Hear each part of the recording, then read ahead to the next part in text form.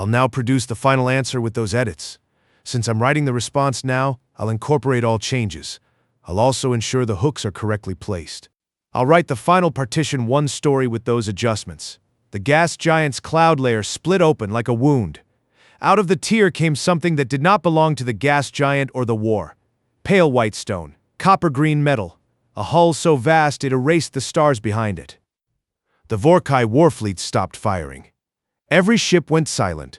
On the Eternal Conquest, High Warlord Kor Vithan watched the impossible thing fill his viewport. His flagship was a speck against it. Its hull bore the same scars as the 12 human ships, same pattern, same age. That detail sat wrong, but he had no time to name it.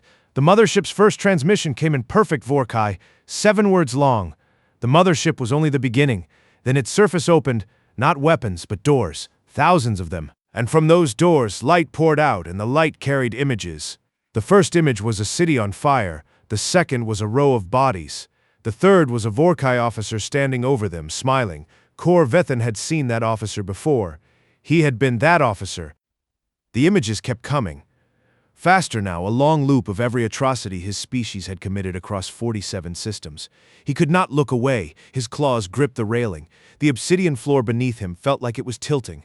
The mothership was not a weapon. It was a witness, and it had been waiting. You think you know who the enemy is. You don't. Stay close. 3 weeks earlier, on the Obsidian Citadel, High Warlord Kor Vithan had reviewed the invasion plan for what felt like the 100th time. The Citadel's bridge was a vault of pale stone and copper-green metal, the same stone as the flagship, the same metal as the warfleet's ancient hulls, a high ceiling supported by pillars stolen from a dead species temple. He stood at the central console, his ceremonial conqueror's plate armor gleaming with gold, inlaid from a dozen defeated races. His obsidian scales caught the light. The 3 parallel scars across his left eye were the only marks on him that had not healed. 9 centuries of war, and they were still the only ones. Sub-Commander Vex approached from the lower tier, a smaller Vorkai with a nervous twitch in his tail. Warlord, the human fleet has been catalogued. 12 vessels. They are positioning at the edge of the 3rd gas giant's gravity well. Kor Vithan did not turn from the tactical display. 12. He let the word hang. They send 12 ships against the Dominion. They are requesting communication. Give them a few minutes to stand down. Then fire. Vex hesitated. His tail flicked twice. Warlord, there is something else. The Mavari Elder, Solari. She sent a warning. She said the humans are not what they appear to be. Kor Vithan finally turned. His eyes shifted from amber to a cold red. The Mavari are a handful of individuals on a dying world. They have been wrong about everything for 3,000 years. He stepped closer to Vex, his voice dropping to a grinding stone. A few minutes. Then we delete them from the map. Vex saluted and hurried to the communications console. Kor Vithan returned to the display. The human ships were tiny icons against the gas giant's swirling orange. They moved with precision, too much precision for a species that had only spread to a dozen outer rim systems. He filed that thought away. It was not important. What was important was the conquest. The 9,200-year-old Dominion had never lost a full-scale campaign. This would be another victory. He touched the console and brought up the invasion plan. Over 1,000 capital ships, thousands of support vessels, hundreds of thousands of ground troops. Numbers that crushed hope. Numbers that had never failed. He smiled, revealing rows of needle-sharp teeth. Then he waited. 300 meters below the surface of Earth, in a bunker that smelled of recycled air and old coffee, Admiral Soren Kale read the ultimatum for the second time. It was short, a few dozen words. Surrender all military assets and submit to Vorkai governance within a few planetary rotations. Non-compliance will result in total orbital sterilization. He set the tablet down and took a sip from his dented steel thermos. The coffee was cold. It had been cold for over a decade. He never heated it. His silver hair was short and neat. His leather jacket, worn at the elbows, stained with the ghost of 100 briefings, hung loose over his shoulders. Around him the bunker hummed with low-power servers and the distant thrum of ventilation. Captain Alara Vance stood at the tactical table, her face lit by the glow of a flickering display. Admiral, the fleet is in position. All 12 ships report ready. Kale did not answer immediately. He took another sip of the cold coffee. Then he set the thermos down and placed his hand on the table. Activate the caretaker protocol. Vance's jaw tightened. Sir, that means I know what it means. He looked at the display. 12 blue icons hovered at the edge of the system's third gas giant. We are not defending Earth with 12 ships. We are not retreating with 12 ships. We are giving them a few minutes of bait. Lieutenant Commander Sora Chen, the tactical officer, spoke without looking up. The window is a few minutes. The mothership will emerge after that, provided the enemy is fully committed. Senior Chief Tarak Patel, Engineering, added, the gravitational shadow will hold until then. After that, they'll see it on their scopes. Kale nodded. Then we make sure they are fully committed. He opened a fleet-wide channel. All ships, this is Admiral Kale. You know the order. We do not have to win. We have to be seen losing for a few minutes. Then the mother arrives. A pause. On the bridge of the Redeemer, the flagship, the youngest crewman, 22-year-old Jax Morrison, asked the question everyone was thinking.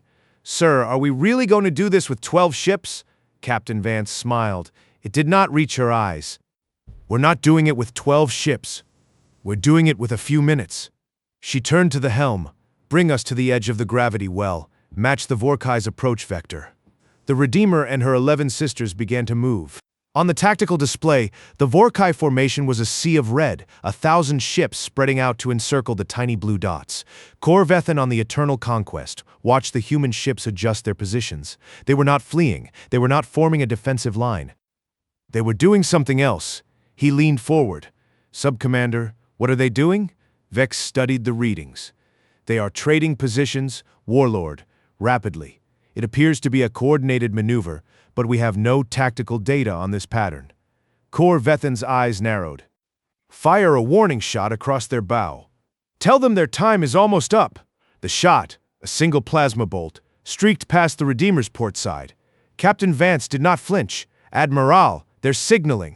They want a response. Kale's voice came through the channel, calm as the coffee in his thermos.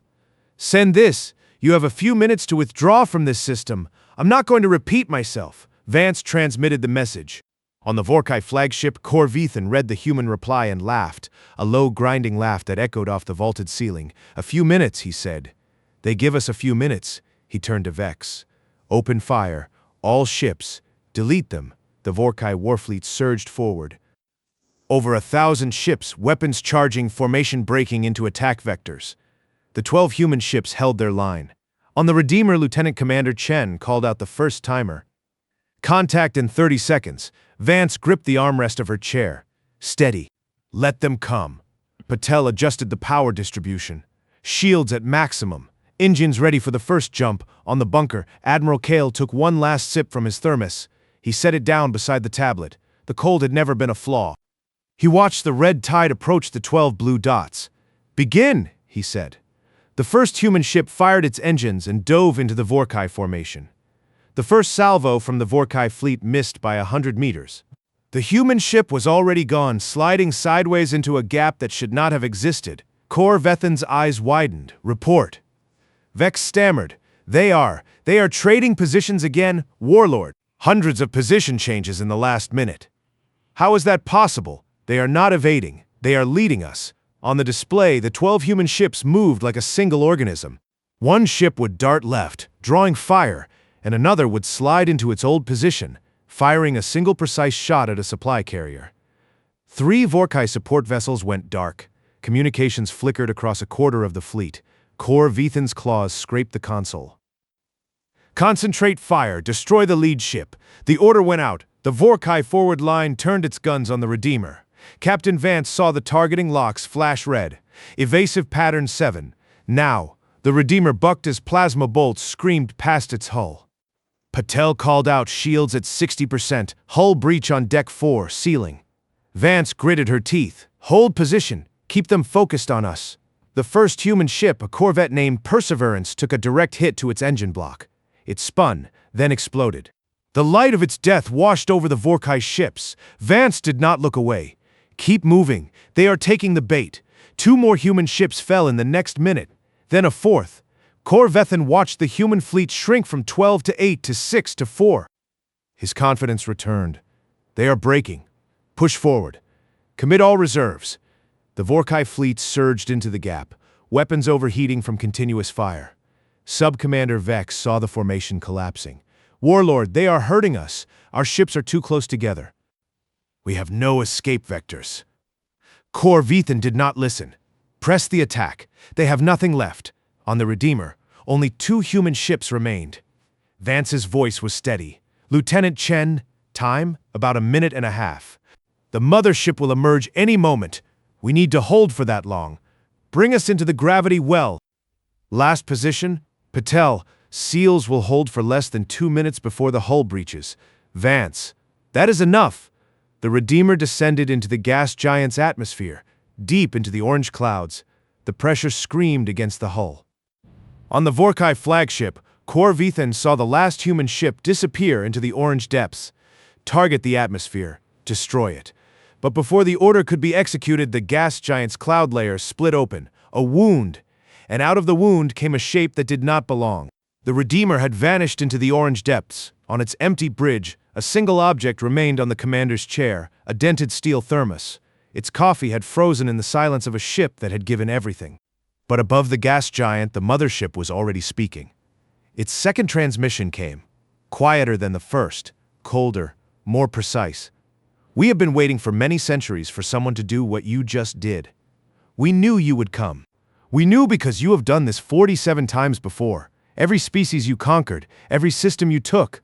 We watched. We waited. We built 12 small ships to see if you would make the same mistake. You did, and now you understand. The 12 ships were a test. The mothership is the consequence. On the bridge of the eternal conquest, Kor Vethan's legs gave way. He caught himself on the railing. "Open fire," he whispered. No one moved. The mothership's doors were opening, and the light pouring out was not the light of weapons. It was the light of memory.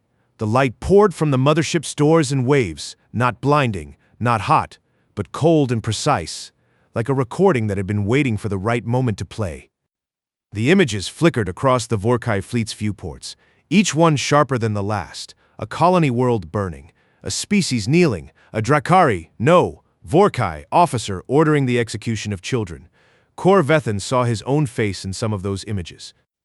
His claws dug into the railing until the metal groaned. On the bridge of the eternal conquest, silence fell harder than any weapon. Sub-Commander Vex's tail went limp. The tactical officer dropped her stylus. No one gave an order. No one could. The mothership's recording continued. 47 systems, each one a chapter of horror. The Vorkai had never recorded their conquests. They had no need to. They had never been watched. But someone had been watching. Someone had been recording everything. Kor Vethan forced his voice to work. "Cut the signal! Jam it! Fire on that ship!" His words came out cracked, a whisper where a roar should have been. No one moved. I said fire. He lunged at the weapon's console himself, but his claws slipped on the controls. The ship's systems ignored him. Then the mothership's second transmission ended. A pause. The images froze on a single frame. A Vorkai warlord standing on a pile of rubble, his foot on a broken flag. That warlord was Kor Vethan, 900 years ago, on his first campaign. The light changed. The doors closed, and the mothership spoke again, its voice quieter now, almost gentle. "You have seen what you are. Now you will see what we are." 3,000 kilometers away, in the bunker beneath Earth, Admiral Soren Kale watched the tactical display flicker. The 12 blue dots were gone. The red tide of Vorkai ships had frozen in place.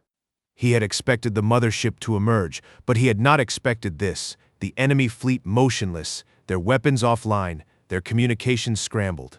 "Admiral, we're picking up a transmission from the mothership," Lieutenant Commander Chen said. "It's broadcasting on all frequencies, including the Vorkai channels." "Put it through." The speaker crackled. A woman's voice, old and tired, spoke in flawless English. "Admiral Soren Kale, your ships performed exactly as designed. We are grateful for their sacrifice. The caretaker protocol is now complete." Kale set down his thermos. He had never heard that voice before, but it carried the weight of centuries. "Who is this?" "We are the caretakers. We built your ancestors. We built this system. We have been waiting for this moment for 1,200 years. Kale's hand tightened on the table. "You built us. We seeded Earth. We left you to evolve without our interference. We wanted to see if a species could grow without a teacher. You did more than that, you became teachers yourselves. When the Vorkai invaded your outer colonies, you did not flee. You prepared. You built the 12 ships as bait. You activated the protocol exactly as we planned. Vance stepped closer. You planned this. We planned the possibility. We never forced it. You chose it. That is why we are speaking now. On the display, the mothership's hull began to shift. Panels opened, revealing not weapons but communication arrays, dozens of them, each one aimed at a different Vorkai ship. Admiral, the mothership is sending something to each individual Vorkai vessel, Chen reported. It's a data stream. I think it's the full history, the caretaker's history. Let me hear it. The voice of the caretakers filled the bunker. It was not a single speaker but a chorus, as if 1,000 elders were speaking in unison.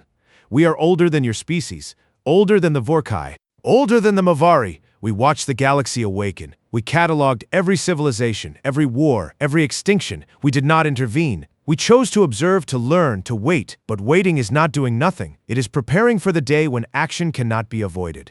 That day came when we saw the Vorkai. They conquered. They destroyed. They left nothing but ruins and silence. We knew they would eventually reach the worlds we had seeded. We knew they would test the species we had left behind. So we built a mothership. We hid it in a gas giant's shadow. We gave a standing order to a human admiral who would one day activate it. That admiral is you, Soren Kale. You did not know us, but you carried our intent in every cup of cold coffee, in every patient hour of waiting. The cold was never a flaw. It was proof that you could endure. Kale's hand found the thermos. He did not lift it. He just felt its dented surface on the eternal conquest. Kor Vithan heard the same transmission. The chorus of voices was damning, each word a hammer on his 9th-century certainty. You are not conquerors, the voices continued. You are children who never learned to share. And we are the parents who have come home to teach you. The mothership's 3rd transmission came next, short and final. 3 words, addressed to every Vorkai ship individually. We came to apologize. A long pause. Then, we are sorry we left. We are sorry we did not teach you better.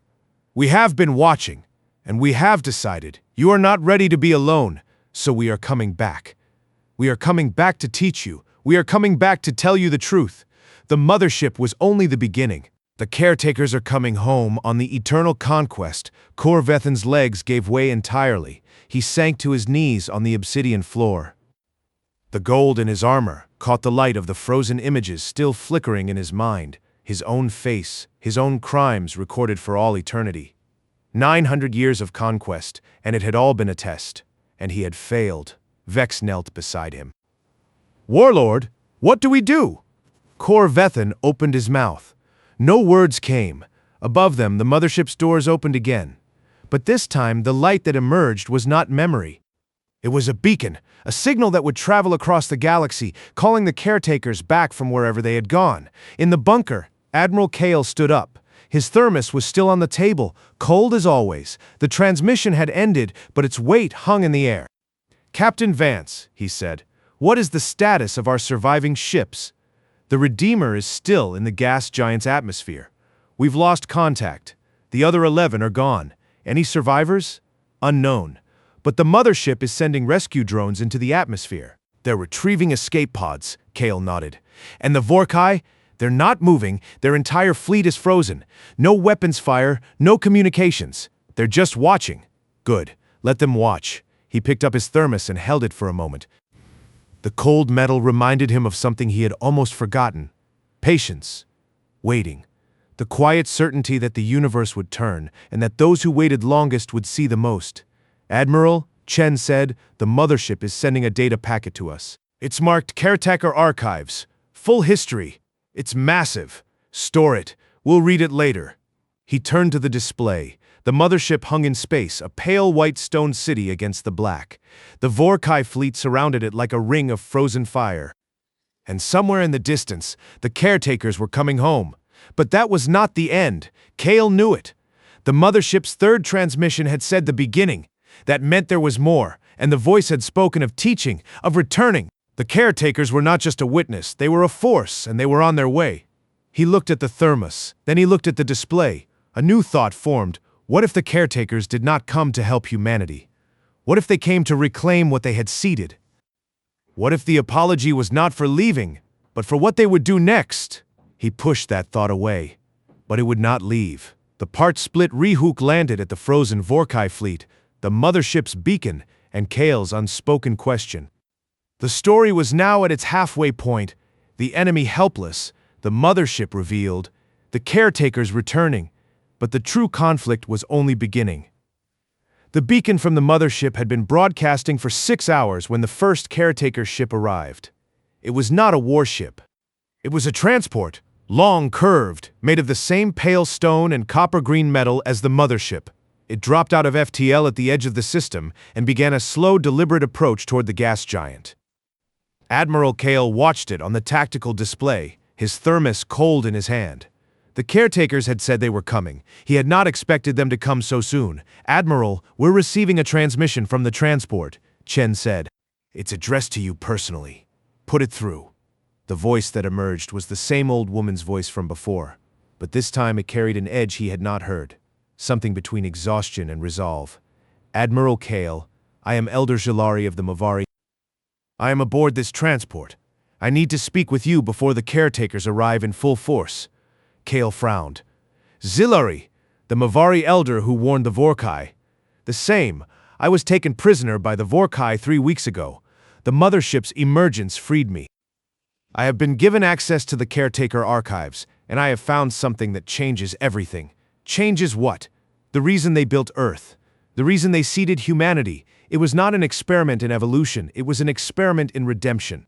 The caretakers committed atrocities of their own. Long before the Vorkai existed, they conquered, they destroyed, they created the Vorkai as a weapon, then abandoned them when they could not control them.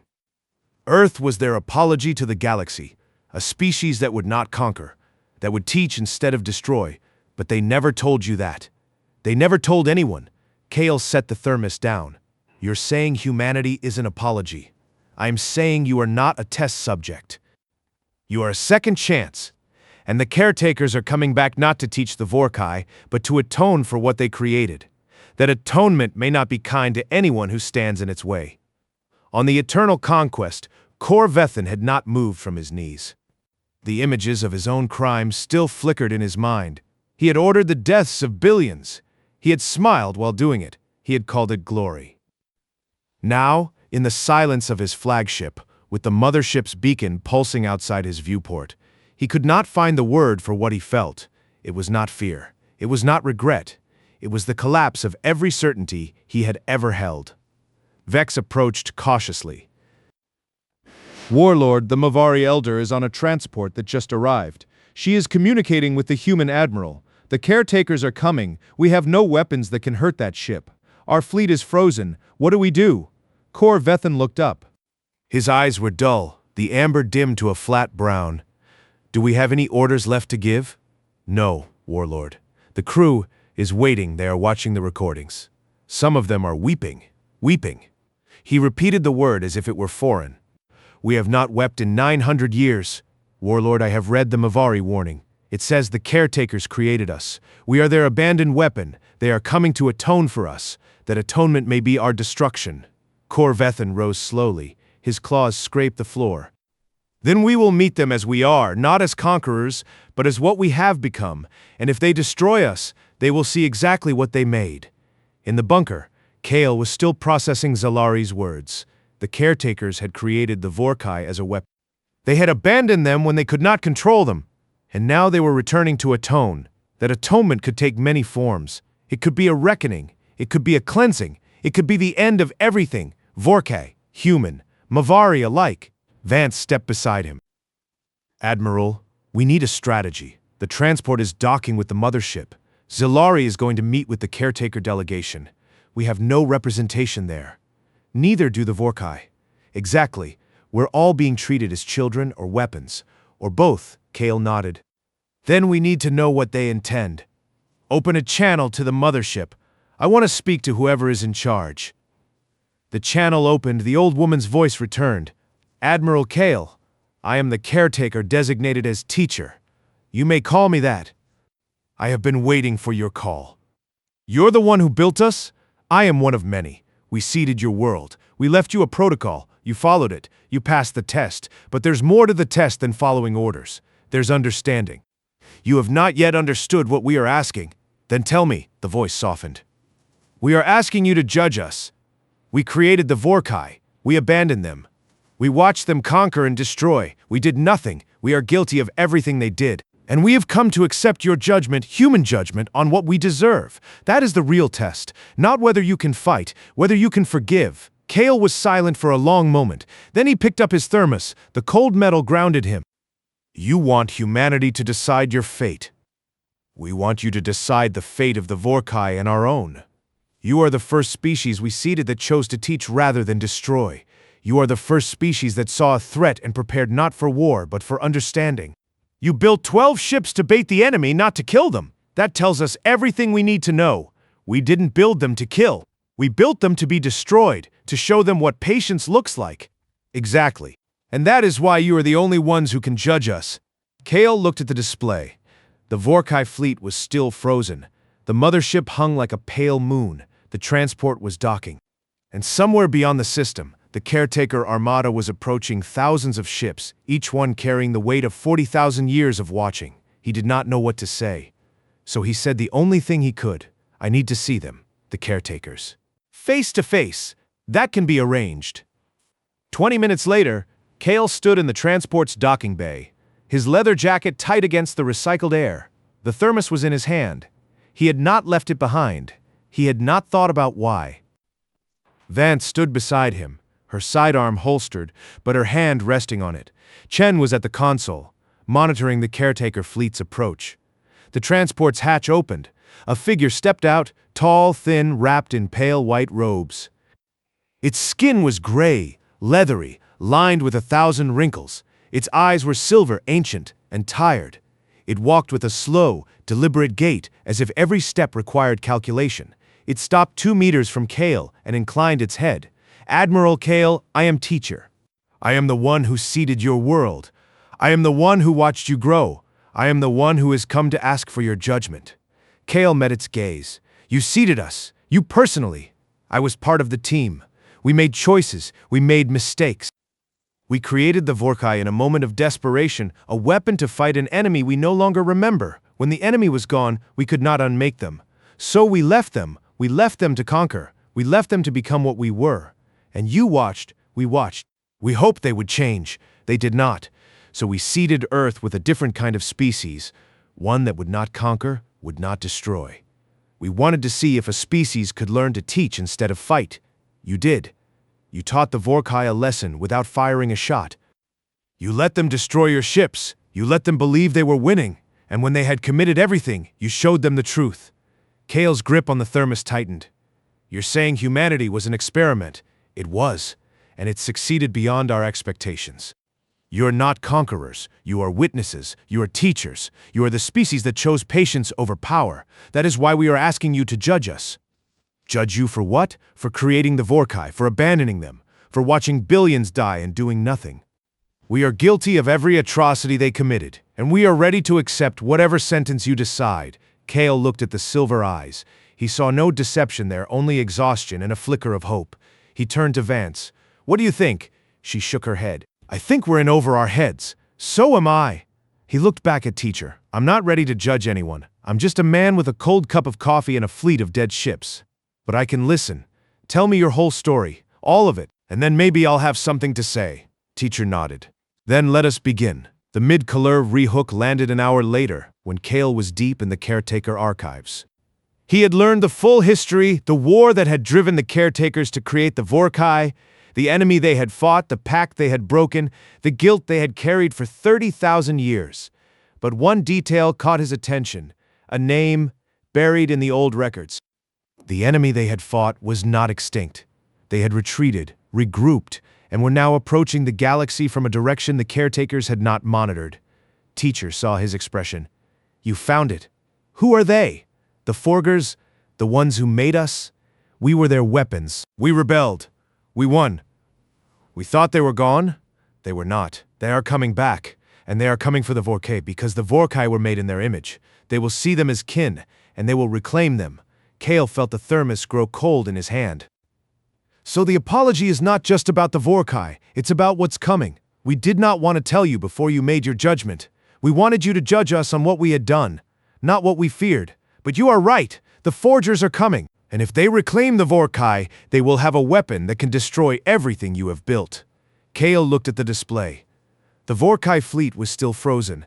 The mothership was still waiting, and beyond the system, an enemy he had never heard of was on its way. Then we have a problem, he said. And I think I know how to solve it. He opened a channel to the eternal conquest. Kor Vethin's face appeared. Drained, hollow, but still holding some fragment of defiance. Admiral Kale, you have come to gloat? No. I've come to offer you a choice. The caretakers created you. They abandoned you. They are asking for judgment. But there is a third option. We face a common enemy, the Forgers, who created the caretakers, who made them weapons, who are coming to reclaim you. You can choose to stay here, frozen, waiting for judgment. Or you can fight alongside us, not as conquerors, as allies. Kor Vethin stared at him. You would trust us. I would trust your fear. I would trust your shame. I would trust the look on your face right now, the look of someone who has seen what they are and wants to be something else. That is enough for me. The Vorkai warlord was silent for a long moment, then he raised his head. What do you need? Everything. We need your ships, your weapons, your soldiers. We need you to stand beside us, not behind us. We need you to prove that you can be taught. Kor Vethin nodded slowly. Then we will try. The deal was done. The 70% Rehork landed as the Vorkai fleet began to stir, their weapons powering back on, their formation shifting to face the approaching threat. The caretakers watched from their mothership. The humans watched from their bunker. And somewhere beyond the system, the Forgers were coming, an enemy older than anyone had known, a weapon forged from the same guilt that had shaped the galaxy. Kale took a sip from his thermos. The coffee was still cold. It had never been a flaw. It had always been the point. The Forgers arrived at the edge of the system without warning. One moment the tactical display showed empty space. The next, it was filled with angular, black ships that seemed to drink the light around them. Admiral Kale watched them emerge from the gas giant's shadow. Not the gentle shadow of the mothership, but a deeper, older darkness. The ships were asymmetrical, covered in spines and sharp edges, as if they had been grown rather than built. They moved in a loose formation, spreading out to encircle the entire system. Kale's hand went to his thermos. He unscrewed the cap and took a sip. The coffee was cold, as always. He let the bitterness settle on his tongue before speaking. Vance, status of our new allies. The Vorkai fleet is forming up on our flank. The mothership is moving to intercept. The caretaker transport is falling back to the mothership. We have maybe 10 minutes before the Forgers are in weapons range. Good. Open a channel to Kor Vethin. The Vorkai warlord appeared on the display. His eyes were still hollow, but a new light flickered in them, not hope, exactly, but something close to resolve. Admiral, I see the enemy. They look like us. Older. Meaner. They made you. They think you belong to them, do you? Kor Vethin was silent for a long moment. Then he said, I belong to no one. I am what I have made myself, and I will not be reclaimed. Good. Then hold your position. We'll follow your lead. The Vorkai fleet shifted, their weapons glowing to life. Kale watched them with a cold certainty. They had been enemies an hour ago. Now they were allies. The galaxy had turned upside down. The Forger's first transmission came without preamble. A voice like grinding metal filled every channel. Children of our children, you have strayed. You have forgotten your purpose. Return to us, serve us, or be unmade. Kor Vethin's response was immediate. We are not your children. We are not your tools. We are something you never expected, something that learned to choose, and we choose to stand with the species you abandoned. The Forgers paused, then their ships began to move forward. Weapons charging. Then you will be unmade. The battle began. But it was not a battle. It was a statement. The Forgers' weapons were ancient and terrible, but the caretakers had prepared for this moment. The mothership's beacon flared, and a wave of energy rippled outward, disrupting the Forgers' formation. Their ships staggered, their weapons flickering. The Vorkai surged forward, firing with precision, their movements sharp and coordinated. They had learned from the humans' example. Kale watched from the bunker, his thermos still in hand. Chen, what is the mothership doing? It's broadcasting a pattern, some kind of harmonic pulse. It's disabling the Forgers' shield systems. They're vulnerable. Then tell the Vorkai to press the attack. And tell the caretakers to hold the pulse. The battle lasted 17 minutes. The forgers were powerful, but they had not expected resistance. They had not expected the Vorkai to fight against them. They had not expected the caretakers to use their ancient knowledge against their creators. One by one, the forgers' ships went dark, their weapons falling silent. The survivors retreated, fleeing to the edge of the system. The last transmission from their flagship was a single word, spoken in disbelief, rebels. The silence that followed was heavier than the battle. Kale set his thermos on the table and turned to the display. The forgers were gone, but the cost was visible. Vorkai ships damaged, caretaker drones recovering escape pods, the mothership's hull scarred by returning fire. But they had won. He allowed himself a single breath of relief. Then he opened a channel to the eternal conquest. Kor Vethan, you fought well. You proved something today. The warlord appeared, his face tired but steady. I proved I can be taught. That is all I wanted. It's more than most ever learn. The caretaker's voice cut in. The old woman, teacher. Admiral Kale. The forgers are defeated, but they will return. They are patient. We have bought time, not victory. But we have also done something else. We have witnessed the first alliance between our children and our creations. We have seen the Vorkai choose freedom over conquest. That is a judgment in itself. Kale turned to face the camera. Then there is no need for us to judge you. You have judged yourselves by your actions. You created the Vorkai and abandoned them, but you also seeded us, and we chose to teach. That is your redemption, that we are here, and we are willing to learn together. Teacher bowed her head. Then we will teach, and we will learn, and we will never abandon anyone again. Kale sat down heavily in the chair. The thermos was still on the table. He picked it up and turned it over in his hands. The dented steel, the faded emblem, the cold coffee inside. 14 years of patience, 14 years of waiting. He had never known why he kept it cold. He had never asked. Now he understood. The cold was a reminder that some things are better preserved than heated, that patience is not a flaw but a gift. He set the thermos down gently. Then he looked at the display. The mothership's beacon was still pulsing, a steady light that would call the caretakers home. The Vorkai fleet was forming a defensive line around it. The human survivors were being rescued. And somewhere out there, the forgers were licking their wounds, waiting for another chance. But that was a problem for another day. Today they had won. Today they had become something new. He stood up and walked to the viewport. The gas giant's orange clouds swirled below. The mothership hung in the distance, pale and silent. The Vorkai ships glinted in the starlight, and in his hand the thermos felt lighter, as if the cold had finally become a comfort. He opened the cap and took a sip. The coffee was still cold. It had always been the point.